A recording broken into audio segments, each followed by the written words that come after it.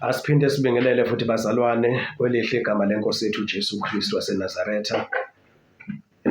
Isikhathi esihle lesi sokuhlanganyela ezwini kaNkulunkulu isinko saphezulu. Siyambonga ubaba wethu kakhulu osenzela lo musa. Ziningi izinto ezikhulunywayo laphandle emhlabeni ezweni. Sibonga umusa bazalwane ukuthi sikhulume indaba ezinhle, indaba ezimnandi zombuso wakhe, indaba eziphilisa umoya wethu, iphilisa umphefumulo wethu. Ziyasiqinisa, ziyakhuthaza kakhulu ngegama lenkosi uJesu. Simi nezwi likaNkulunkulu, simi nentando kaNkulunkulu, simi necebo likaNkulunkulu, simi nalokho okwadalwa uNkulunkulu, okwamiswa uNkulunkulu ophilayo, ubaba wethu osezulwini ngenkosi yethu Jesu Kristu. Siyamelana nakho konke kwabantu noma ngayiphi indlela. Siyakusebenzisa okwabantu ngoba sisemhlabeni. Akuyona into kodwa esiphakamisayo nesiqhatsha ngayo. Akuyona into esipromothayo. Siyayisebenzisa nje izinto zomhlaba abanezwi liyasigunyaza ukuthi sisebenzise izinto zezwe noma sinazo kube singazathi sizona ezethu ngoba sisebenzela ukuthi sisekhona emhlabeni. Anything invention yomuntu asipromote bazalwane. Sipromotha intando kaNkulunkulu yodwa egameni likaJesu. Motive bazalwane yale ministry yale nkonzo yalo msebenzi esiwenzayo uNkulunkulu asithume wona kupromotha, uphakamisa, uqhakambisa, umisa umbuso kaNkulunkulu necebo nentando kaNkulunkulu. Bese siveza icharacter kaNkulunkulu ewuthando. uNkulunkulu konke akwenzayo ukwenza ngothando, and uthando lizoma kuze kwephakade. Bese sihamba ngento uNkulunkulu emthokozisayo ukukholwa izinto ezingabonwayo. Siyabonga ke bazalwane, siqhubeka nama-series njalo ngama-Saturdays, every Saturday kunama-series lapho la sikhuluma khona ngencwadi yesambulo, sikhuluma ngenhlupho uNkulunkulu azoyidedela emhlabeni ngenxa yokuhlubuka kwabantu. Ibandla uNkulunkulu eseliqhelisile ukuze adile namaphikankani nabo bonke abantu abangavumanga ukwenza intando kaNkulunkulu, bengakholwanga inkosi uJesu, nabathi bakholwa inkosi uJesu bangafunanga ukuyidela, badele konke okwezwe, bahlupheke ngenxa kaJesu Kristu. So ke uNkulunkulu uzodila nabo bonke labo bantu. So inhlupho lazizama ukuveza inhlupho ezobe zikhona every Saturday. Njengamanje siya ku-part 8. Siya ku-part 8 njengamanje egameni likaJesu. Right, sizofunda isambulo chapter 11. Isambulo chapter 11 siqala ukufunda kuverse 1 sigcine kuverse 14. Enye inhlupho lebazalwane uNkulunkulu azoyiletha lena inhlupho uNkulunkulu uzobuyisa amadoda awu-2 asuswa emhlabeni, esuswa esemzimbeni ephila, awafanga bahlwithwa basuswa emhlabeni bephila, basezulwini njengamanje, baseparadisi ngemzimba yabo lenyama. Now lithi izwi kaNkulunkulu ngithi mawufunda amaHebheru, incwadi yamaHebheru, inyama negazi ngeke lidle ifa lombuso kaNkulunkulu. Bamiselwa abantu ukuthi bafe kube kanye, emva lokho kube yini ukwahlulelwa. Bamiselwa abantu kumisiwe ukuthi bafe once, so emva lokho i-judgment. So ke abantu abazongena ekuphileni ophakade badla ifa lokuphila ophakade, abantu abaguquliwe bathola imizimba emisha, yibo abazoqualifya ukudla ifa lokuphila ophakade. Mawufunda ke amaHebrew chapter 9 uverse bani verse 27. Hebrews chapter 9 verse 27. Umisi uthi abantu umuntu afe kube kanye, emva lokho kube yini ukwahlulelwa. Awukwazi ukungena ngenyama ke. Awukwazi ukungena ngenyama negazi lakho uyodla ifa lokuphila ophakade. Lemzimba lethu yegazi kufanele iguquke. Njengoba uJesu wafa wavuka, umzimba wakhe waguqulwa waba umzimba womoya, umzimba wenkazimulo. Yabona, mayisenyukela ezulwini senyukela ngalo mzimba lowo. So ke kunamadoda awu-2 ahlwithwa asuswa kade ephila la emhlabeni. Sungachecka ke njengomfundi weBhayibheli ukuthi maphi lawo madoda.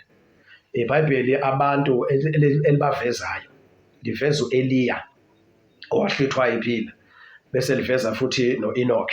Lithi iBhayibheli wahamba noNkulunkulu and wayengabe sabonakala, he was no more. So isidumbu sakhe asaziwa ukuthi sashonaphi, akafanga, akangcwatshwanga, likho ithuna lakhe elakhunjwayo. Kusho ukuthi wayehamba nje noNkulunkulu wagcina inyamalele. So-ke lokho kusho ukuthi-ke umqondo-ke ilabantu bobabili okusafuneke babuyeke. Uma bebuya kufanele bazoqedela iministry yabo emhlabeni uNkulunkulu ade babekele yona esikhathini sokugcina. Isiphi leso sikhathi sokugcina? Emva kwebandla selihlwithiwe. Ibandla lizohlwithwa usale iminyaka ewu7 and kuba futhi uJesu abuye nalo esebuyela uzomisa umbuso wakhe emhlabeni ka1000 years. Then kulo 7 years lihlwithwe ibandla uzophela u3.5 years wokuqala. U-time times half a time, that is 1 year, 2 years, 1.5 year, that is 42 months, that is 3.5 years. So-ke uzophela u3.5 years wokuqala bese kuthi u3.5 years wesibili. Izwi kaNkulunkulu liveza ukuthi-ke labo fakazi bazobuya, yabona, labo fakazi bazobuya. Isambulo chapter 11 egameni likaJesu bazobuya. Uma bebuya bazobuya ngamandla amangalisayo. Izinto abazozenza uNkulunkulu ngabo uzobe enza izinto ezokwenza ukuthi abantu ohlelweni lwabo lokuhlangana ama-nations omhlaba bevumelene no-Antichrist. Iprogram yabo, uhlelo lwabo lungaqhubeki luphazamiseke, lungaqhubeki ngokukhululeka, ngoba bazokwenza izinto ezizo-affect umhlaba ngama-natural disasters. Amakhosi omhlaba no-Antichrist bazozama ukubulala labo fakazi bahluleke. Bazozama ukubabulala labo fakazi bahluleke ukubabulala. Uma uNkulunkulu engakaqedi umsebenzi wakhe ngabo, inhloso kaNkulunkulu is to judge and punish the inhabitants of the world. Abahleli emhlabeni, abantu basemhlabeni, people who inhabit the earth. Then uNkulunkulu inhloso yakhe ukuthi abajezise, kodwa futhi enothando, ekwenza lokho ngothando, hoping ukuthi abangakalimukeli uphawu lomphenyi Kristu basangaphenduka bavuma uJesu Kristu abe inkosi, basindiswe, baphunyuke olakeni lukaSathane noma olakeni likaNkulunkulu lokulahlwa esihogweni ngunaphakade. So laba propheti noma laba ufakazi ababili izinto abazozenza zizobe ziyi-judgment and punishment. Zibahlukumeze abantu emhlabeni, zibaphelise kabuhlungu, zibahlalise kabuhlungu. Bangathumela amasosha but umhlaba bazowucontrola because bayobe bengabulaleki. Umuntu othi uzobabulala, le ndlela azobabulala ngayo labo fakazi ababili, yena lo othi uzobulala uzofa ngaleyo ndlela. Then up until uNkulunkulu bese ededela umoya wokwalasha, umoya umoya kaSathane, ispirit esihleli lapha kwalasha. Ulama empires, makhuluma ngeGibhithe, Assyria, iBabyloni, iMede-Persia, iGreece, iRome, bese kuba i-reverse Rome. Then bese kuba i-revived Grecian Empire. Then lapha emkhathini kunababusi ababusa amazwe, ababusa ngamakhosi emhlabeni. Ingakho uma ngabe ingelosi uGabriel letha impendulo kaDaniel, uma ufunda incwadi kaDaniel, unengelosi ubumnyama eyayilwa naye lapha emkhathini, imvimbela ukuthi alethe impendulo. Kwabiza ukuthi uMichael azomlekelela so that uGabriel ezoqhubekeza impendulo uDaniel ayithola ngosuku lokuqala ethandaza. Kwakufanele ingelosi ifike ngosuku lokuqala ethandaza, but wabambezeleka le phezulu emkhathini. So those spiritual beings, spirit beings, evil spirit, alwa lapha emkhathini, alwa nabazalwane. Then leso spirit esiboshwe lapha kwalasha phansi sizodedelwa. Yiso uNkulunkulu azosivumela, hayi ngoba uNkulunkulu ehluleka, uzosivumela leso spirit ukuthi-ke sifike silwe nalabo fazi babili bese kufezekiswe, ngoba uNkulunkulu bese eqedile kwenza umsebenzi wakhe, bese kugcwalisekiswe ukuthi abantu kumele ukuthi bafe once uma ufunda Hebrews chapter 9 verse 27, emva lokho usuku lani lokwahlulela, ayikho inyama negazi eyongena idliva lokuphila phakathi ezulwini. So kufanele siguqulwe. Laba baguqulwe labo ofakazi abawu-2 bazobuyiswa-ke u3.5 years wokugcina. Then lo 3.5 years wokugcina mawuphela uJesu yobe sebuya-ke nebandla, ngoba izinto eziningi ijudgment uzobe seyidedele emhlabeni. Lama series-ke ngizama ukuveza lokho encwadini esambule, i-purpose yawo, i-motive yawo ukuthi ukujezisa ukwahlulela umhlaba kulabo abangakholwanga inkosi uJesu. So kulesi sikhathi ibandla selihlwithiwe, sekudilwa nalaba bantu manje esi-judgment endisemthamba nikezwa nethuba baphenduke. Kanti vele umphiki Kristu uzofaka uphawu lwakhe lapha esambulweni chapter 13 chapter 13 bonke abazomukela lelo phawu bobe sebesho ukuthi sebengabakaSathane forever. Bona labo ngeke besasindiswa-ke lapho. So ngendlela abantu abazobe bebabo ngayo emhlabeni mabemukela uphawu bazobe befana nezilwane character yabo. Ingakho umphiki Kristu ewumuntu kodwa ombetho uSathane, ogitshelwe uSathane, ogcwaliswe uSathane. So ubuSathane bakuthiwa yi-son of perdition, indodana yokulahlwa. Then the lawless one, umuntu ongenamthetho, uzobe ene-character kaSathane ephelele. So ethe umuntu uzobe ne-character ye-beast, isilwane. So ingakho kuthiwa-ke i-beast. So lo muntu lona uzo-treat abantu ngesihluku esimangalisayo esixakile emhlabeni. Lo muntu i-punishment yakhe ukuthi nje athathwe direct ekufeni kwenkosi uJesu kanye nomsizi wakhe i-false prophet bawufakwa direct esihogweni. Bona ngeke balindiswe ejele lapha kwalasha njengoSathane ozoboshwa for 1000 years, aphinde avulelwe isikhashana bese noSathane ethathwa-ke seyophoswa direct laphana. But laba abantu abawu-2, these human beings abane-character yobuSathane kaSathane ngokupheleleyo, bazobusa for 7 years, but u3.5 years wokugcina ila bezoshintsha khona umhlaba ngophawu lomphiki Kristu 666. Lapha abantu ezobe esebaphelelisa ekutheni babe zingane, babe ngabantwana bakaSathane ngokupheleleyo, ngokuthi babe ne-mark, babe nani ne-sign yokuthi manje bangabakaSathane, ngoba bamnqabile uJesu Kristu ophilayo, ne-seal nophawu olungumoya ongcwele. uNkulunkulu uphawu alinikeza bonke abakholwayo, umoya ongcwele anikeza bonke abakholwa inkosi uJesu babe nophawu, babe nesili kuze kusuku lokuhlengwa, ukuhluthwa kwebandla lisuswa liyisezulwini, a day of redemption.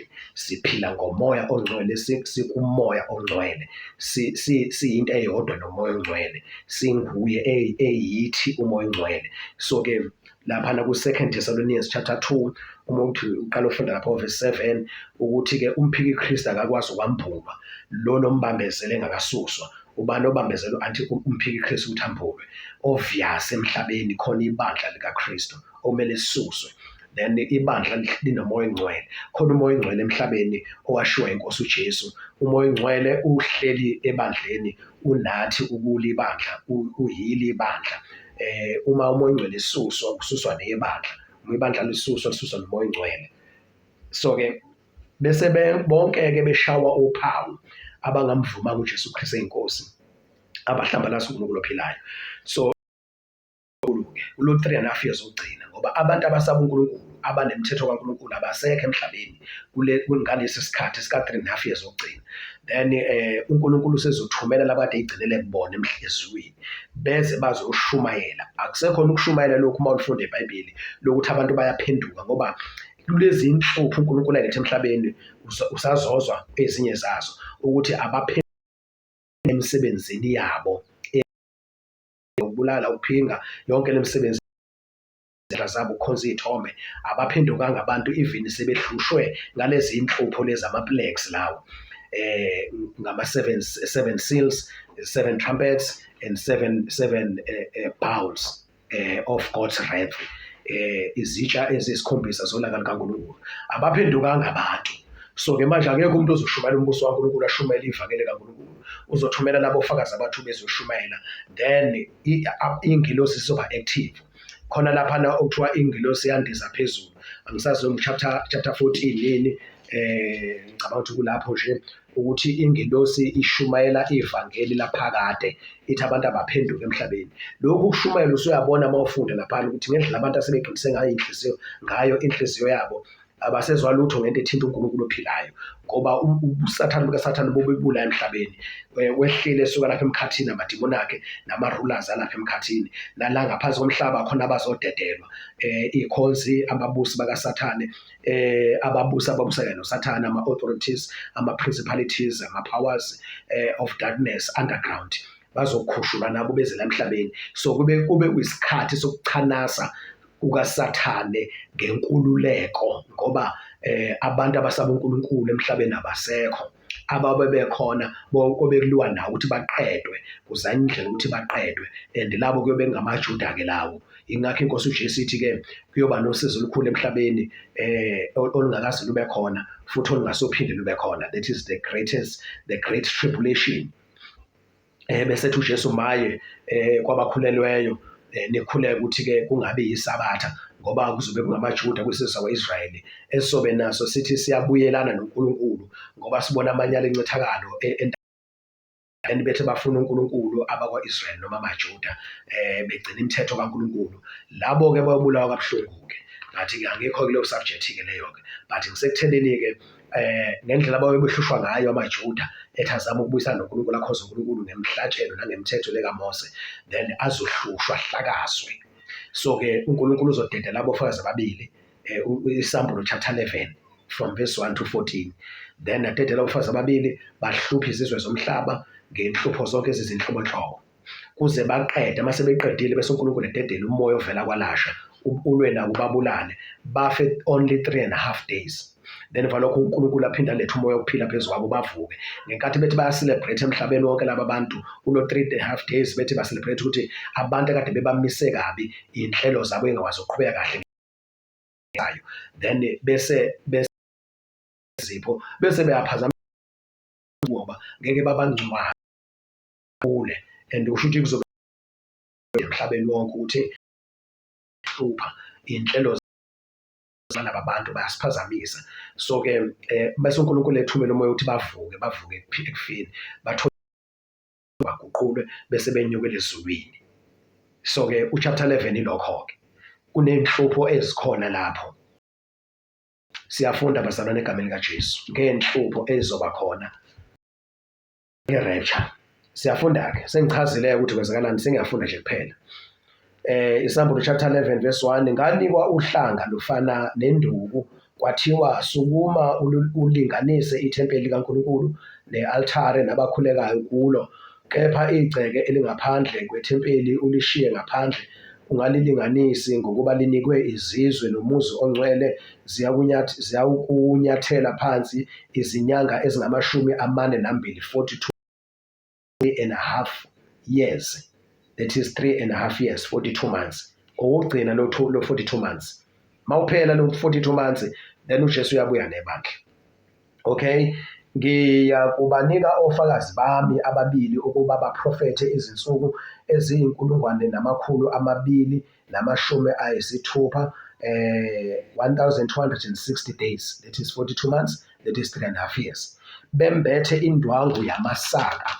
Then indwangu yamasaka siyazi kwa-Israyeli, siyazi kwi-Old Testament, ma abantu bezile ukudla behlebhula iy'ngubo bambatha indwangu yamasaka. Ileyo system yobe isibuya ngoba abantu abasikhonza uNkulunkulu kobe ku-Israyeli namaJuda, laba abantu bazobe bezosiza isizwe sakwa-Israyeli esizobe sifuna uNkulunkulu kodwa singakavumi uJesu Kristu eyinkosi, kodwa bebuyela uNkulunkulu ngokohlelo lwabo. uNkulunkulu alishaya uphosi mzwane amaJuda ekhaphela uJesu kwabezizwe embusweni wamaRoma. So kwashaya uphosi-ke concerning iprogram kaNkulunkulu specifically no-Israyeli. So-ke after ibandla sehluthiwe qhubeka. So-ke laba ofakazi ababili bazoqhubeka lapho ngoba siyabona nengubo ebasaka la. Verse 4, labo beyiminqumo emibili nezinti zezibane ezimbili ezimi phambi kwenkosi yomhlaba. Mawufuna noma ubani kulaba prophet oZechariah lakhulunywa khona ngemnqumo, ucela ucheck-e nje mzalwane, angikho lapho kodwa-ke quotation ye-Old Testament kuba prophet makhulunywa ngalo bafazi babili kukhulunywa ngemnqumo ngeminqumo emibili nezinti zezibane ezimbili. Usho la kwaprofethwa ngalaba prophet ngalabo ofakazi laba. uma kukhona ofuna ukona laba kuphuma umlilo emlonyeni wabo udle izitha zabo uziqede. Yebo, uma kukhona ofuna ukona laba kumelwe ukuba abulawe kanjalo. Lokho esengikuchazile-ke laba bazoprofetha benza imangaliso emhlabeni beshumayela umbuso kaNkulunkulu. Uma kukhona umuntu ofuna ukubabulala uzophuma umlilo emlonyeni wabo, then bazoprofetha ngendlela abathanda ngayo baze baqede. Right? Laba prophet labo fakazi banamandla laba ukuvala izulu. Yezwa ke inhlupho yokuqala ukuba lingani ngezinsuku zokuprofetha kwabo. Uma ngabe bevala izulu lingani kuzoba nesomiso. Uma kunosomiso kuphela amanzi, kusha imithombo, kusha imfula, then kusafarisha iy'lwane, kusafarisha abantu. Inhlupho leyo. Uma amakhosi omhlaba ehlangana ethi azobulala laba bantu, then le ndlela abathi bazobabulala ngayo bazofa ngayo futhi ngendlela abazobe be-powerful ngayo labo fakazi ababili. Futhi banamandla phezu kwamanzi okuwaphendula igazi nawo ukushaya umhlaba ngezinhlupho zonke noma kungaba kangaki ngokuthanda kwabo. Bazoshaya umhlaba. Ukushaya umhlaba kusho ukuthi abantu abaphila emhlabeni, abaphila emhlabeni. Kudilwa nabantu, akudilwa nani nentaba, kudilwa nabantu. So imvelo iyathinteka njengoba namanzi ezophendula igazi. Inhloso ukuthi kusafarisha abantu bangabi nawo amanzi okuphuza njengoba bebhizi nje osopolitiki beyiqhenya sifaka amapayipi, sifakela abantu amapayipi, sifaka amanzi. uNkulunkulu nje, so uNkulunkulu akasho lutho ngoNkulunkulu ophila udala amanzi nonesi uNkulunkulu odala imithombo nemfula. Sengosopolitiki ngemali abahambe bedumisana ngazo abayithobazi lezi khonze kaSathane societies, o-Freemasons, o-Illuminati, o-Rothschilds, ifamily lena okukhisha ngabo secret societies. Ibona abakhipha iy'mali benikeza opresident, osopolitiki bese abamba beqhosha-ke bethatha isikhathi ukuthi bajeziswe-ke manje ukuba bahlambanaza uNkulunkulu. Bona sebezenza uNkulunkulu kubantu nabantu bakhohlwa uJesu wafela esiphambanweni, sebepheza laba bantu. So-ke isikhathi solaka-ke lesi-ke sinhlupho. Verse 7 kuyakuthi sebekuqedile ubufakazi babo, isilo esiphuma kwaLasha siyakulwa nabo sibanqobe sibabulale. KwaLasha umoya lowo, iprince, umoya lowo kaSathane, then ozofike uzolwa nabo ovela lapha kwaLasha. uNkulunkulu uzovumela lo moya umoya nezidumbu zabo ziyakusala umuzi iJerusalem, umuzi city othiwa ngoGibhithe, lapho nenkosi yabo yabethelwa khona. Abanye kubantu nabemindeni nabezilimi nabezizwe bayakuzibona izidumbu zabo izinsuku ezintathu nengxenye, 3.5 days. Abanye kubantu nabemindeni nabezilimi nabezizwe bayakuzibona izidumbu zabo izinsuku ezintathu nengxenye, bengavumi ukuba izidumbu zabo zifakwe ethuneni. Ngeke bangcwatshwe labofakazi. Bazothi bayabalaya ukuthi sebeze bafa abantu akade besihlupha kangaka emhlabeni, sebeze bafa, then bese beyajabula. Okay, verse 10, nabakhileyo emhlabeni bayakujabula ngabo. Uma kuthiwa abakhileyo emhlabeni njengamanje kwakunzima ukuyi-understanda lento kukaJohane ngalesi sikhathi, but manje thina kungcono ama-television, khona social media, social network, abantu bayathumelana ngalezi zinto zami ze-technology. So umhlaba wonke uyocelebrate ukuthi hey, abantu akade bewupintshe kabi umhlaba, bewumincisile, bafile, and nazi idumbu bavezwa nje izinto kuma-social network, kuma-social media. So-ke nabakhileyo emhlabeni bayakujabula ngabo izipho ngokuba laba baprofethi ababili babe bahluphile abakhileyo emhlabeni. Kwathi emva kwalezo zinsuku ezintathu nengxenye umoya wokuphila ovela kuNkulunkulu wangena kubo, base bema ngezinyawo zabo, nabababonayo behlelwa ngokwesaba okukhulu. Bezwa izwi elikhulu livela ezulwini lithi kubo, yenyukelani lapha. Base benyukela ezulwini ngefu, nezitha zabo zababona, ngalelo hora kwaba khona ukuzamazama okukhulu komhlaba, kwaba okweshumi komuzi. Nangokuzamazama komhlaba kwabulawa abantu abayizinkulungwane eziyisi-7, nabaseleyo bashawa lovalo bamdumisa uNkulunkulu wezulu. Kwadlula uMaye wesibili, bheka uMaye wesithathu uyeza masinyane, uMaye lo. Okay, yena nhlupho-ke lena ezoba khona-ke emhlabeni, uNkulunkulu azoyiletha ngofakazi ababili, ofakazi ababili egameni likaJesu, 2 witnesses. Bazohlupha umhlaba be-inspire uNkulunkulu ophilayo ngendlela ababezoke bethanda ngayo, noma ngayiphi indlela yenhlupho abafuna ukuhlupha ngamhlaba, behlupha bonke abantu abakhile emhlabeni, but ekugcineni bese beyafa after 3 days, bese beyavuka bese benyukela ezulwini. Usuphelile kuMaye wesibili-ke. Siyabonga kakhulu-ke bazalwane, bekuyilokho kule video egameni likaJesu. Amen.